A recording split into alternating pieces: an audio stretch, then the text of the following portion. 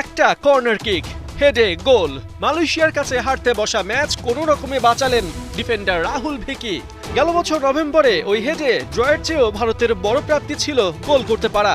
গোটা একটা বছর জয়শূন্য, একের পর এক হারে ফুটবলটাই যে ভুলতে বসেছিল দেশটির ফুটবল ভক্তরা।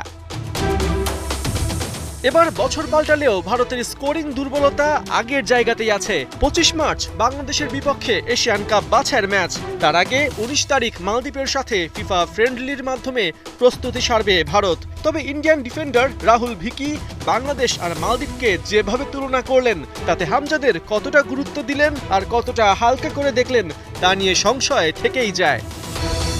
আমাদের ক্যাম্পটা ভালোই চলছে, দুটা সলিড ট্রেনিং সেশন হয়েছে। আমি মনে করি মালদ্বীপ আমাদের জন্য ভালো একটা পরীক্ষা হবে, কেননা তারা আর বাংলাদেশ অনেকটা কাছাকাছি মানের দল। ফিফা র্যাঙ্কিংয়ে মালদ্বীপ 162 আর বাংলাদেশের অবস্থান 185-তে। সে হিসেবে রাহুলের তুলনা ভুল না হলেও বাংলাদেশের ফ্যানরা বরাবরই মালদ্বীপের চেয়ে নিজেদের এগিয়ে রাখেন। তবে খেলাটা শিলংয়ে দেখে ভারতও স্বস্তিতে নেই। ভারত মালদ্বীপ ম্যাচ দিয়ে প্রথমবারের মতো ইন্টারন্যাশনাল ম্যাচ আয়োজন করতে যাচ্ছে জওহরলাল নেহেরু স্টেডিয়াম। তাই বাংলাদেশের বিপক্ষে রাহুলের ভরসা এখানে ডোমেস্টিক ম্যাচ খেলার অভিজ্ঞতা। আমি আই লিগে এখানে খেলেছি, শেষবার বেঙ্গালুরু এফসির হয়ে আইএসএল খেলতে এসেছিলাম। তখন আবহাওয়া অনেক ঠান্ডা ছিল, কিন্তু এখন চমৎকার। আশা করছি আইএসএল এ স্টেডিয়াম যেমন পরিপূর্ণ ছিল, বাংলাদেশের বিপক্ষেও তেমনটাই পাওয়া যাবে। Position wise Rahul Vicky defender হলেও সেট পিসে সে ভয়াবহ। এখন পর্যন্ত জাতীয় দলের জার্সিতে যে দুটো গোল পেয়েছেন, দুটোই কর্নার থেকে হেডে। রাহুলের কাছে গোটা বিষয়টা দলীয়, যেখানে বল নির্দিষ্ট জায়গায় ফেলা থেকে সফলভাবে এক্সিকিউট করা, সব জায়গায় গোটা টিমের ইনভলভমেন্ট তিনি দেখেন।